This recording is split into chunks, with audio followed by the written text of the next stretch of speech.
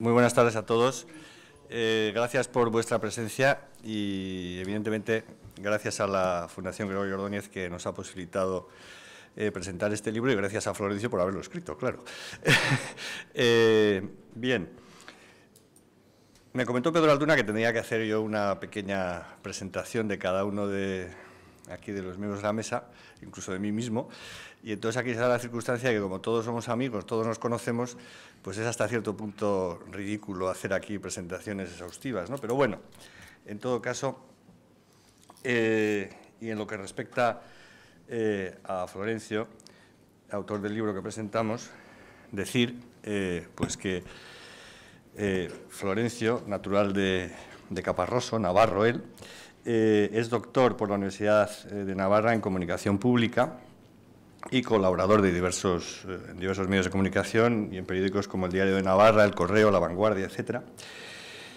Y sobre todo es muy conocido, le conocemos porque él es un profundo conocedor de todo este entorno de ETA y de todo su entorno y tiene muchísimos textos y libros publicados respecto a esta cuestión. Citaré algunos.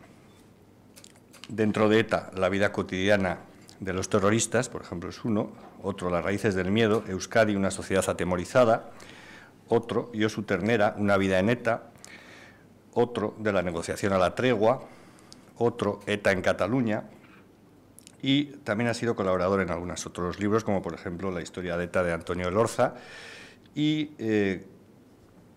también este mismo año colaborador junto con Rogelio Alonso y Marcos García Rey en ese libro que se llama Vidas rotas, ese gran libro que yo creo que ha contribuido decisivamente a dignificar a las víctimas del terrorismo.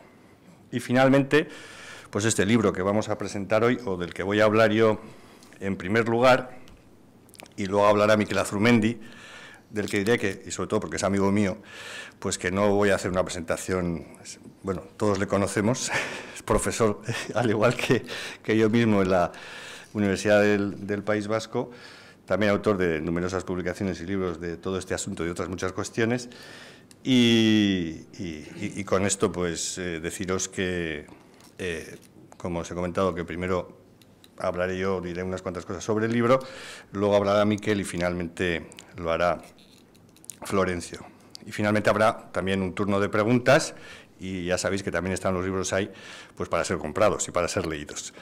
Bueno, bien, entonces comenzaré diciendo que yo he disfrutado muchísimo leyendo este libro, porque ya desde hace bastante tiempo vengo diciendo que después de todos estos acontecimientos de los últimos 50 años en este país y después de la extorsión, el terror, los asesinatos y todas estas cuestiones, llega un momento en el cual conviene contar historias y contar los entresijos de todo este tinglao, ¿no? Sobre todo porque contar historias significa crear, digamos, o recrear la atmósfera en la que todo esto, como decía la escritora inglesa Doris Lessing, es importante recrear estas atmósferas donde todo esto se ha ido gestando, se ha ido creando, etcétera, y entonces podemos comprender de una manera, digamos, yo creo que mucho más evidente, lo terrible y también lo ridículo de toda esta situación, ¿no? Y de todo este delirio.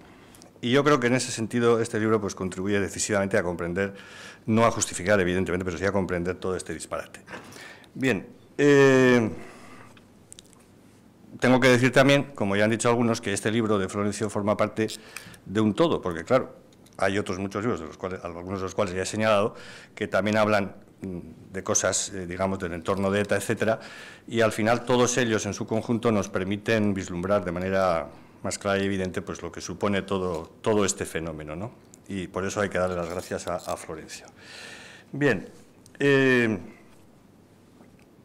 este último libro sobre las conexiones internacionales de ETA en América es un libro que se explica con detalle, con un enorme rigor, con datos comprobados e inequívocos. Fijaros que hasta Florencio, en la página 171, y no me puedo resistir a leerlo, viene a decirnos, me ha llamado muchísimo la atención, no este dato, sino otros muchos, pero este me parece sencillamente maravilloso, que Olga Marín, que era miembro de las FARC, me parece colombianas, durante su estancia en España, porque estuvo en España, utilizaba el teléfono número 34659024XXX. No nos ha puesto los 3 últimos números porque igual la podemos llamar.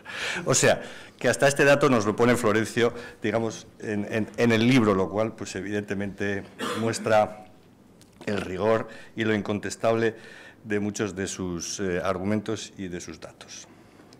Bien, y creo que el libro contribuye no poco a ratificar la idea, o al menos en mi caso contribuye a ello, a ratificar la idea de que nos hallamos ante una gente que difícilmente va a dar su brazo a torcer y que muchos de sus movimientos y de todos estos últimos movimientos de los que se viene hablando son más o menos argucias para seguir en lo mismo.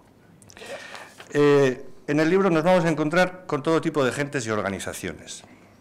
No voy a dar los datos concretos porque si no, no lo vais a leer, por lo tanto diré que en el libro se habla evidentemente de militantes de ETA. Se habla de batasunos y sus relaciones con estos primeros, con los militantes que andan por ahí, en algunos de los países americanos o sudamericanos, y también de las relaciones de estos batasunos y de los propios militantes de ETA con grupos guerrilleros sudamericanos y centroamericanos.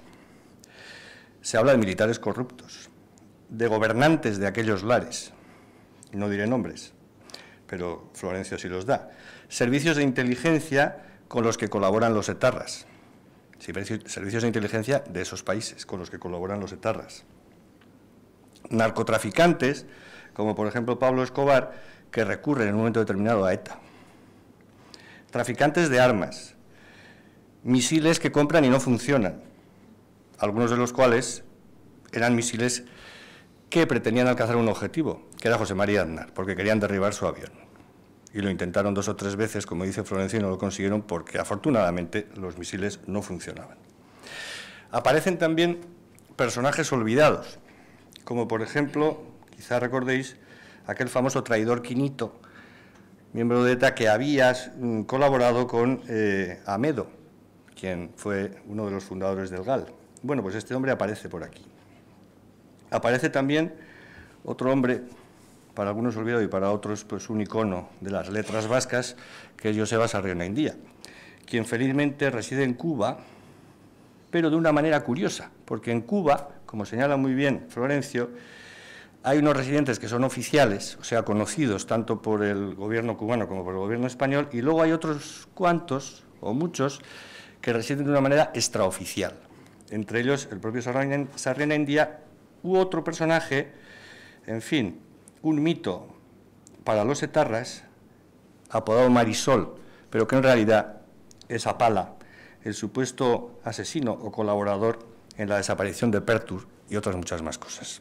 Bien, también aparece, y esto lo desarrolla en páginas 260 y siguientes, bueno, si alguien luego quiere le doy las páginas, también aparece la afición de los vascos también por la gastronomía y también de los etarras, la gastronomía o la restauración, y la tapadera de algunos restaurantes y casas vascas regidos por etarras en Sudamérica, además restaurantes con mucho éxito. Datos como la colaboración entre ETA y los grupos guerrilleros que he dicho antes, a la hora de cometer secuestros o a la hora de elaborar y colocar explosivos en algunos lugares de Sudamérica. También la colaboración de ETA a la hora de interrogar determinados campesinos detenidos por los guerrilleros. La financiación de ETA de los tupamaros.